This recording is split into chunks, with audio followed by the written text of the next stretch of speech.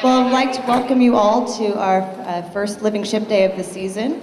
Thank you for coming aboard the Hornet and braving the chilly weather. Appreciate it.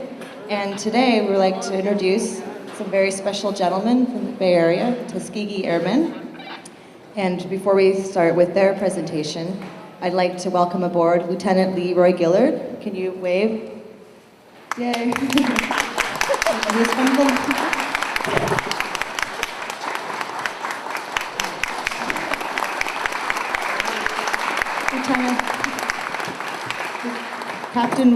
the Lieutenant Gillead is from San Francisco, and he's trained in the B-25 bomber program and is a Tuskegee author and historian.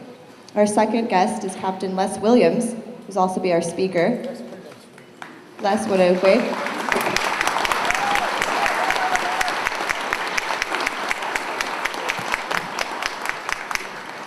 Les is from Belmont and was the first pilot to graduate from the B-25 bomber program. And I also have Lieutenant Burl Smith.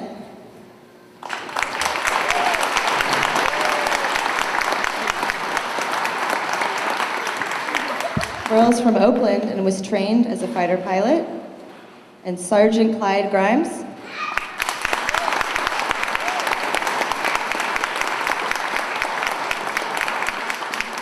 He is also from Oakland and was in the intelligence for the Tuskegee Squadron. And last but not least, Lieutenant Colonel Harold Hoskins.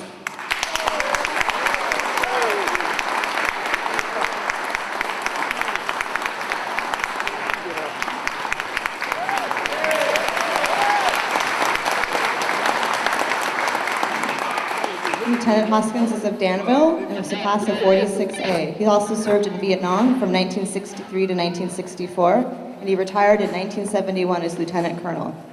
So welcome, gentlemen, and thank you so much for your service. And you are extraordinary supermen. And I'd like to present to you the Tuskegee Airmen, and I'm going to pass the microphone down to your first speaker of the day.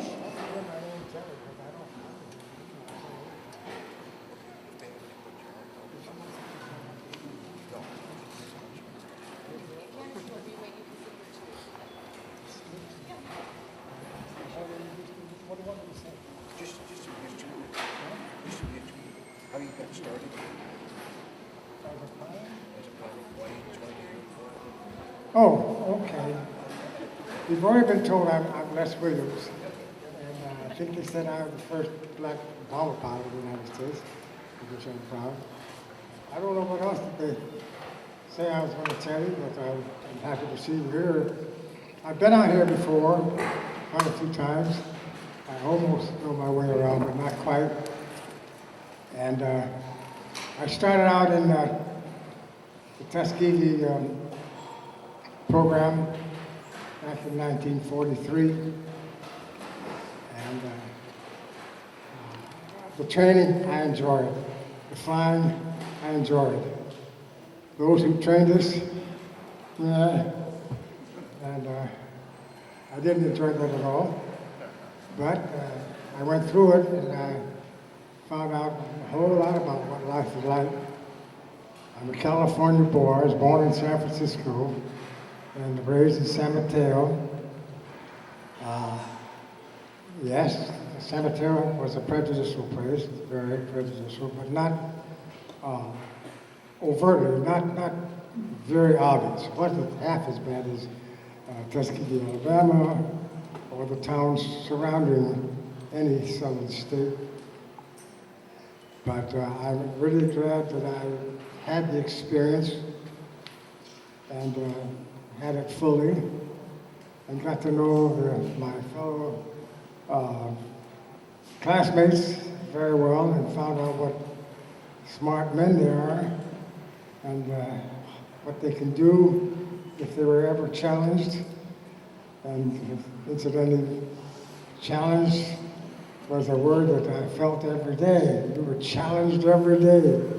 It was almost as if I got up in the morning and said, "Okay, Williams, you're going to meet today's challenge because we've got it for you." And that just persisted, but we worked our way through it, and happily, those that could put up with that stuff made it. and I think they made their country proud. They've accomplished a lot of things that many other flying groups could not accomplish. And they did it, and they did it in spite of adversity. So thanks for having me here this afternoon.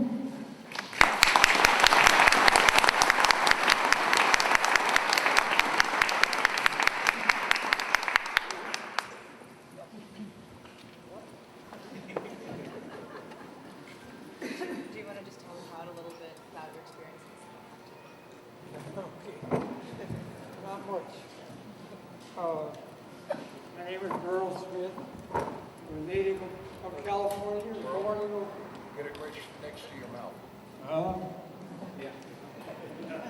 Since I don't have much to say, other than I've enjoyed my time in Oakland, and I was 35 years in the Oakland Fire Department. I met one of my cohorts here today. I hadn't seen him in several years. But I was glad to see him, and I'm glad to see everybody. Thank you.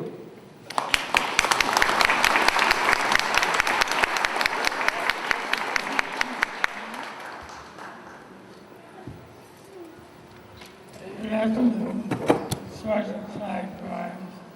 I didn't know overseas, but sometimes I thought I was riding an ocean wave because of circumstances where we were stationed.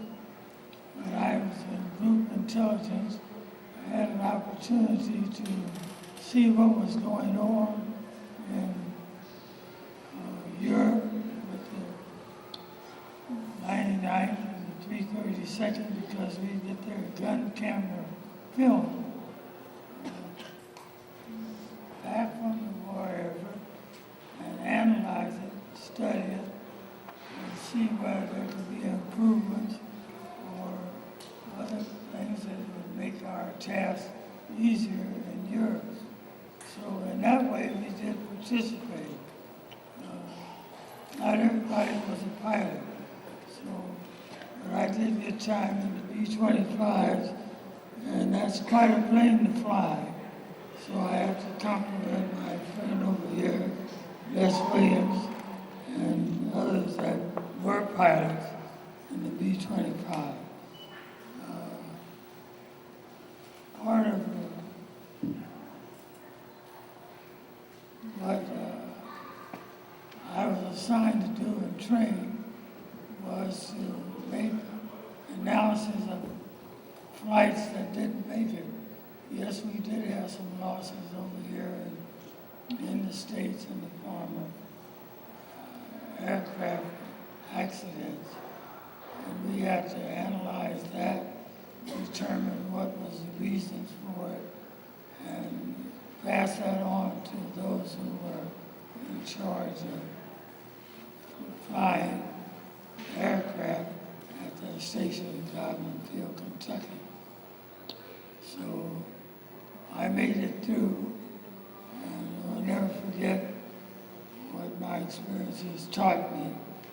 And one thing about what's going to have to be done is to close ranks when it comes to making this country great and to stay great. Because we're going to have to be one and not scattered around in a multitude of different ideas and beliefs. So, thank you very much for coming to see us.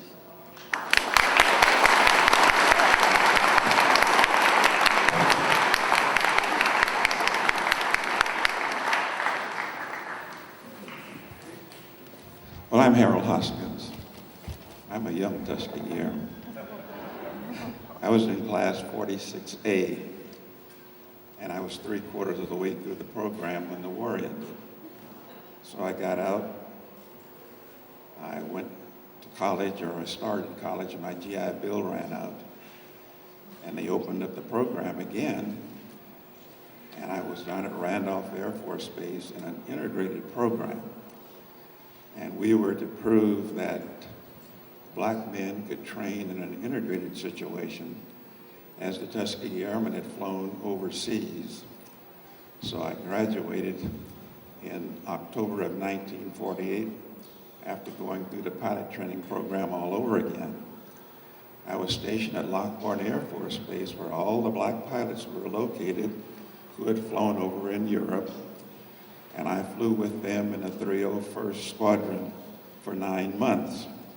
As you know, the 99th, the 100th, the 301st, and the 302nd made up the 332nd group.